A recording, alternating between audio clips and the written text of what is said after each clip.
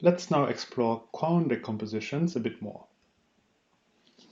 So we call that a Quown decomposition, CHB, of a graph G is a partition of the vertex set into sets C for the Quown, H for the head, and B for the body, such that the Quown is a non-empty independent set, the head is the neighborhood of the Quown, the body is all the remaining vertices, and there exists a matching of the size of the head in this graph induced on the head and the Quown. So the graph where we remove the body and we still have the remaining vertices, in that graph we need to have a matching of size cardinality of H. Okay, now our Quown lemma says that if we have a graph G that has no isolated vertices and the number of vertices is at least 3k plus 1, then there is a polynomial time algorithm that either finds a matching of size k plus 1 or it finds a Quown decomposition of this graph. So why is this useful? So we saw previously that we could compute a Quown decomposition by solving a linear program. But solving a linear program is not so easy. And this lemma here gives us a nicer way or a more efficient way to compute these Quown decompositions. So it will return either a Quown decomposition or a matching. So if we think back about vertex cover, then we could also use the Quown lemma here, because we know that if there's a matching of size k plus 1, then a vertex cover needs to have size at least k plus 1, because each edge of this matching needs to be covered by the vertex cover, and each one needs to be covered by a distinct vertex. So we would then have a no instance for vertex cover. In the other case, we would find a Quown decomposition where we can then use our Quown reduction. So in the end, we would then have a graph with at most 3k vertices left. So we would get a kernel with 3k vertices. Okay, so if we want to prove this Quown lemma, we need Koenigs' theorem that says that in every bipartite graph, the size of a largest matching is equal to the size of a smallest vertex cover. So we know that by Koenigs' theorem, so if we have a largest matching in a bipartite graph, so let's say this is our matching, all of the other vertices could not be matched, then so we know that a vertex cover contains at least one endpoint from each edge of the matching. But so Koenigs' theorem says that in bipartite graphs, this is enough. So selecting exactly one endpoint of each edge of the matching is sufficient to cover all the edges of the graph. This means that all of the other edges, they must be incident to a vertex from our vertex cover. Okay, so we'll use this theorem. So to prove the Quown lemma, what we first do is we compute a largest matching of the graph. So we have our graph, and now we compute the largest matching. So suppose this is the largest matching. And we will call this matching M. So these edges of the matching, they're called M. So if M has size at least k plus 1, then we are done, because then we have satisfied the first condition here. So if we still need to continue, then we have that the size of M is at most k. Okay. Now there's some other vertices left. So there's some other vertices I that are not touched by this matching. Okay, and these vertices, well, first of all, we can note that there's no edge between those vertices, because otherwise we could have increased the size of the matching M. So they must form an independent set.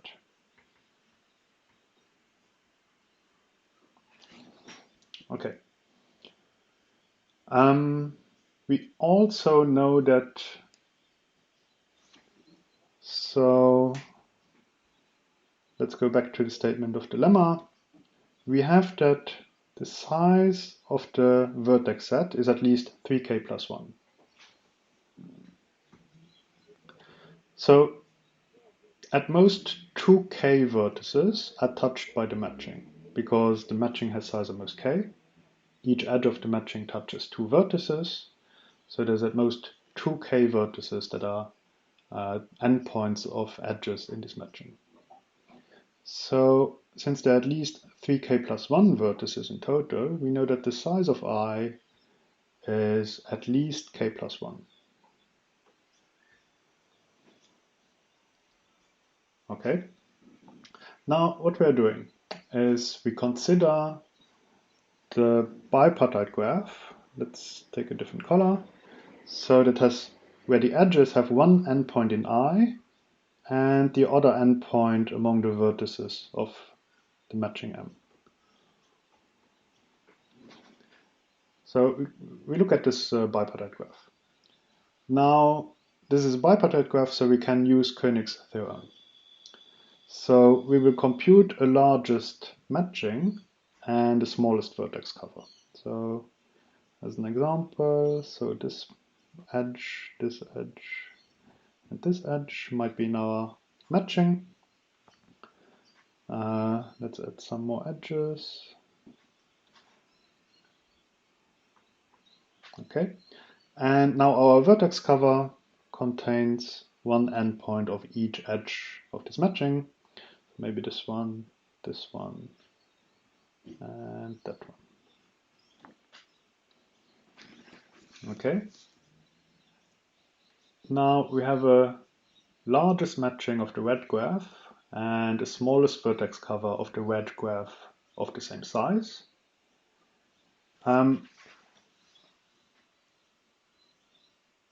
What do we know now? We know that so the red matching has size at most the size of M, because M was the largest matching in this graph, and the red graph is a subgraph, so it cannot have a larger matching than M. So we know that, let's call the red matching M prime. So we know that the size of M prime is at most the size of M, and M had size at most K. Let me write this up there. So M prime has size at most M. Okay. Now the size of X is equal to the size of M prime by Koenigs' theorem. Okay. Therefore, we now have that actually, so since our graph had no isolated vertices, we now have that if we take the intersection of X and the vertices that are touched by M, this is a non-empty set. This is because, well, I had at least k plus 1 vertices. We know that each vertex from I had an incident edge. So it cannot be the case that the whole vertex cover is inside I, because otherwise there would be edges that are not covered. So it's just because the size of I is at least k plus 1, we were not able to select all of I into our vertex cover X. But each of them had something incident to be covered. So it must be the case that we have selected some vertices from the vertices that are incident to the matching M into our vertex cover X. Okay, so what do we do now? So this is the vertex that is both in X and it's also an endpoint of an edge in M. Now we take this edge here that is adjacent, that's incident to the vertex cover, vertex that's also in M. And now this will be the basis for our Quown decomposition. So namely, this is an edge that we want to use in our Quown decomposition, and the Quown is now this vertex. This vertex will be our Quown. This vertex will be our head. And all the remaining vertices are in the body. Okay. Let's see if that corresponds to what's written here in the proof. So we had that I is an independent set with at least k plus 1 vertices. So this vertex set I here, so that's all the vertices that are not touched by the matching M. They form an independent set, and there's at least k plus 1 vertices in this set. Now we consider the bipartite graph B, so the wedge graph that we constructed, formed by the edges with one endpoint in the vertices that are incident to the matching, and the other endpoint must be in I. Now we compute the smallest vertex cover X and the largest matching M prime of this wedge graph. And so this is the relationship that we had established. So the size of the smallest vertex cover in this bipartite graph equals the size of the largest matching. So that's why the size of X is equal to the size of M prime. Since M prime is a matching of G and M was the largest matching of G, we have that the size of M prime is at most the size of M, and we already established that the size of M is at most K. Therefore, we now must have that X intersect the vertices of M must be non-empty. And so M star, which will form the matching that we use in our Quown decomposition, so that's all those edges of M prime where one endpoint is touched by M, and it's also in this vertex cover X.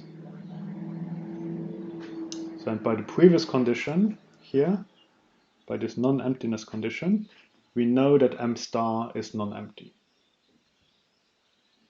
And therefore we now obtain a Quown decomposition whose Quown is, well, the vertices of M star intersect I. So the Quown is so this vertex here. The head is the vertices of X intersect the vertices of M. So that's this vertex here. And the body is the remaining vertices. Okay, so and all we did here was polynomial time computable. So computing a largest matching in the graph can be done in polynomial time. Computing this independent set is easy to do. Then we constructed a bipartite graph formed by those red edges. And so in a bipartite graph, we can compute the smallest vertex cover and also a maximum matching in polynomial time. And then constructed the Quown decomposition as described.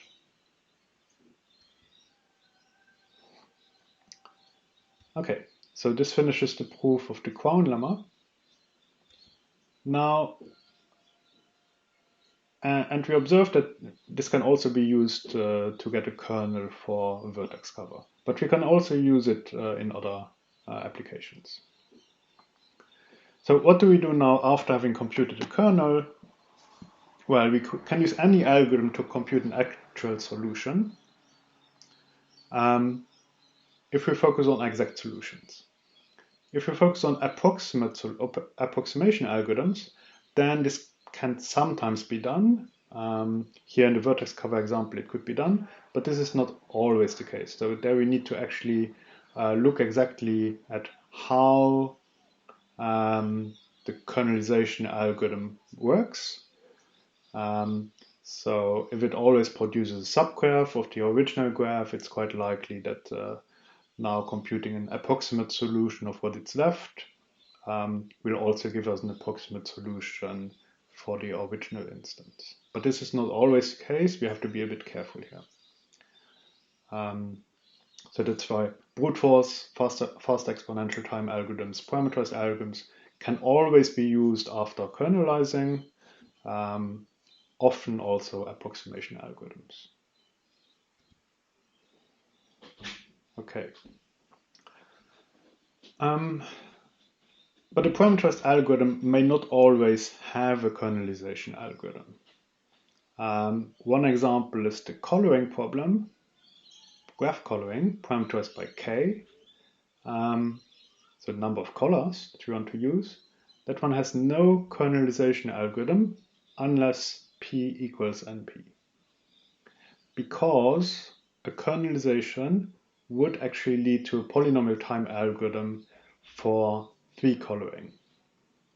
So for 3 coloring, we have that k equals 3.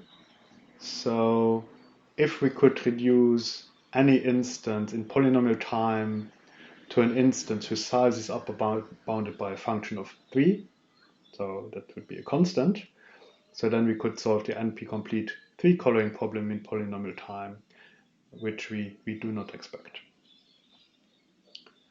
Another issue with kernels is that sometimes only exponential kernels may be known for a parameterized problem. So we don't make a lot of headway in terms of reducing the size of the instance.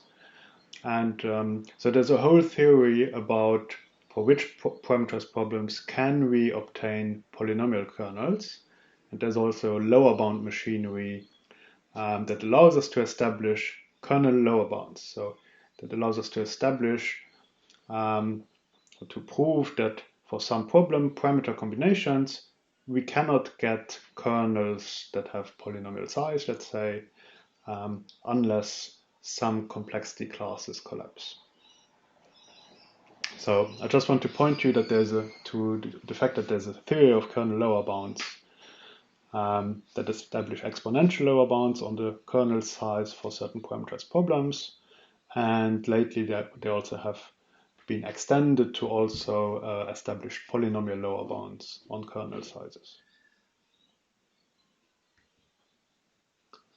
To wrap up approximation algorithms, I just wanted to point out that so besides constant factor approximation algorithms, so where the size of the solution returned by the algorithm is within a factor, like 2 times the size of the optimal solution, we could also strive to get additive approximations where the size of the solution returned by the algorithm is the size of the optimum solution plus or minus some constant, depending on whether we are talking about minimization or maximization problems. Those are quite rare. There are also polynomial time approximation schemes, abbreviated by PTAS. Those are able to achieve an approximation ratio of 1 plus epsilon for any constant epsilon in polynomial time. So the running time of such algorithms then depends on 1 divided by epsilon. So the smaller epsilon gets, the larger the dependence on epsilon. And restrictions include ePTAs that are efficient polynomial time approximation algorithms, where we don't have a dependency where basically the 1 divided by epsilon is in the exponent of n, but basically the running time needs to be fixed parameter tractable in 1 divided by epsilon. And there's a stronger restriction that's called fully polynomial time approximation schemes. And there, this f here needs to be a polynomial function. Negative results for approximation include that for some problems there's no constant factor approximation unless p equals np, or unless the unique game conjecture fails, etc. So there's several conjectures that allow us to establish approximation lower bounds. There are also APX hardness results, and those rule out polynomial time approximation schemes. So you can read much more about approximation algorithms in Varisani's book, and details on the vertex cover kernelization that we saw here can be viewed in a survey by Mike Fellows and others. These are the references, and that's it for this lecture.